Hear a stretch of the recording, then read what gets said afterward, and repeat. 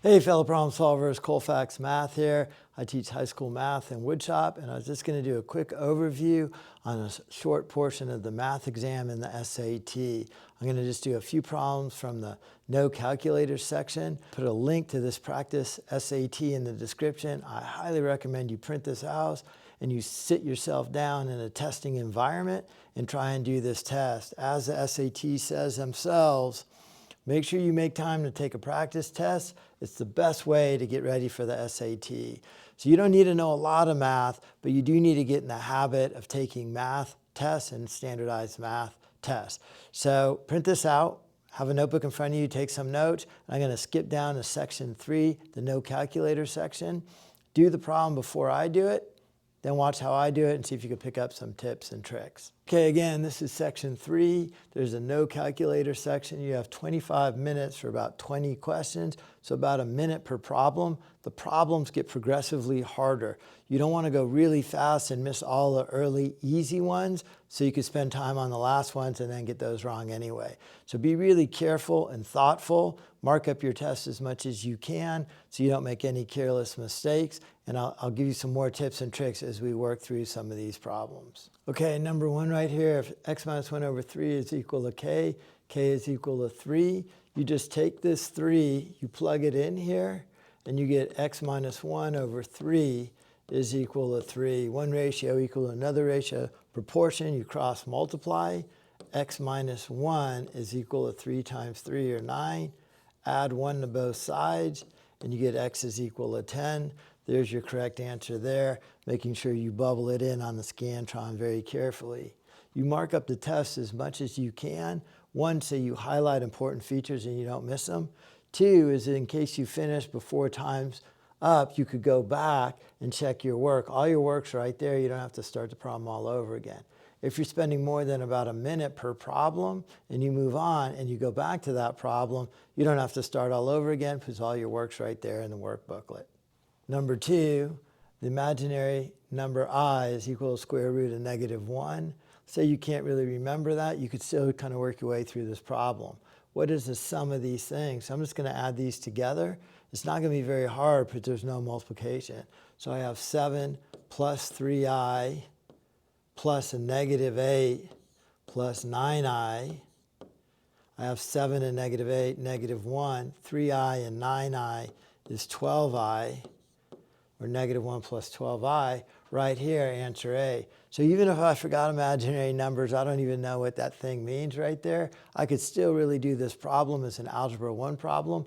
I'm just combining similar terms. And then there's the answer right there.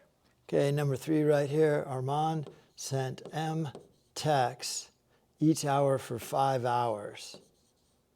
So I'm just going to try and convert this paragraph into a couple quick statements. Tyrone sent P texts in 4 hours. Which of the following represents the total number of messages sent by Armand and Tyrone on Saturday afternoon? Well, this is all Saturday afternoon. So I want the total number of texts. Well, he did M per hour for 5 hours, so that would be 5M. And then he did P number for 4 hours, that would be 4P. So I have 5M plus what he did, 4P, and there's my answer right there. Strategy here is really to take this pretty long paragraph, decode it into only a couple quick statements so you can really understand what they're asking. Okay, number 4, Kathy is a repair technician for a phone company. Each week she receives a batch of phones that need repairs. Number of phones that she has left to fix at the end of the day can be estimated with the equation. Number of phones to be fixed is equal to 108 minus 23D. Okay, so we have that equation. This is the number of phones left. This is a sum she's starting with, minus 23 per day that she works. So this really isn't a math problem. This is really a reading comprehension problem. Are you able to convert that whole paragraph into an equation and understand what that equation means? So let's read through these answers. What's the meaning of the 108? Cassie will complete the repairs. That doesn't even make sense. She starts each week with 108 phones to fix. That is correct. Kathy repairs phone at a rate of 10 per hour. That doesn't make sense. She repairs phones at a rate of 108 per day. That doesn't make sense. So the only one that works is answer B, saying at the start of the week she has 108 phones, and then she subtracts 23 per day. So that's what that equation means. Understanding that it's really not a math problem. You're not really solving for anything.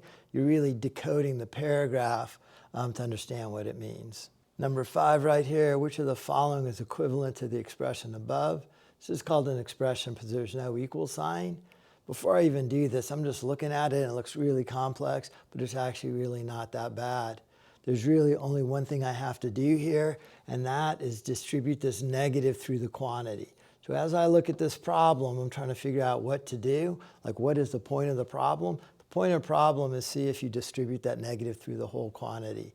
So I have x squared y minus 3y squared, 5xy squared plus negative times negative, x squared y minus 3xy squared minus times negative plus 3y squared. Now I got to combine similar terms. I got a negative 3y squared and a positive 3y squared. Here's an x squared y and another x squared y. That's 2 of them.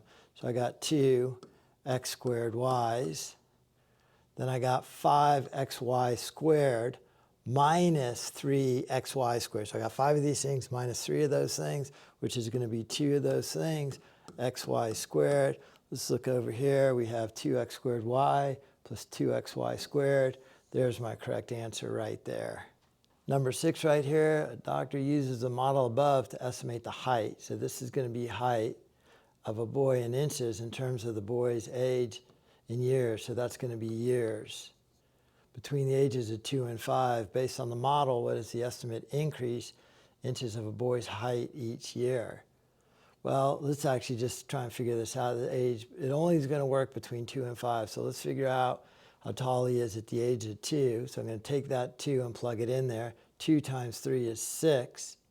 6 and 28.6 is going to give me 34.6. Okay, then at the age of 3, I'm going to take 3 and plug it in there, and I'm going to have 9 plus 28.6. So I can see it goes up 3 inches per year in inches of a boy's height each year. So I could see it's going to go from the 6 to the 9. It's going to be an increase of 3 inches. It's kind of a tricky problem, more decoding the words than anything else. So this is just going to be a short video to give you the feel for the non-calculator portion of the math exam. Hopefully the takeaways here is really mark up the exam as much as you can. Go slow enough you don't make any careless mistakes. Even if you don't quite understand what they're asking, you could probably eliminate some choices that don't make sense and come up with a really very good, reasonable answer, like on that imaginary number problem, without even knowing what an imaginary number is. Let me do one more problem here, and then we'll call it quits because I want to keep this video short, just as an idea on what that non-calculator portion of the S.A.T. looks like. If you have any questions at all, please post them in the comments. I'll get back to you as soon as I can. Okay, number 7 right here. M is equal to this. Pretty complex formula. The formula above tells you what all these variables are. It's awfully complex for a 1-minute problem. So I'm not even really going to read that. Which of the following gives P in terms of, so what this thing is asking me is, given this complex formula, what is P equal to? Well, if M is equal to 2/3 P, something like that, I got to get P by itself. All I do is I multiply this by 3/2. These all cancel, gives me P by itself. Then I also have to do that to the left side as well. It's a 1-minute problem, you got to remember. So what I'm looking for is an answer that's going to take this whole complex thing, flip it over, and multiply it by M. So right here, answer B is the thing flipped over times M, and that's what P is equal to. So that's got to be your answer right there, answer B. Not a lot of computation, not a lot of calculation, just kind of a trick, knowing to solve for a variable times a fraction, you got to multiply by the reciprocal. Okay, thank you for watching. I hope that helped. Hopefully you'll start to build some strategies to do well on a standardized math test. To do well on a standardized math test, really more than anything, just takes practice and awareness of what the test is asking.